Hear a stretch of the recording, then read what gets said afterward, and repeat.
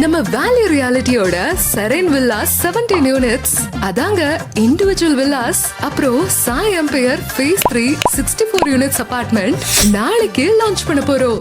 DTCP அப்புறம் RERA approved projects, premium villas நம்ம கூடுவாஞ்சேரியில. Apartment starting from 34 lakhs, villas starting from 65 lakhs.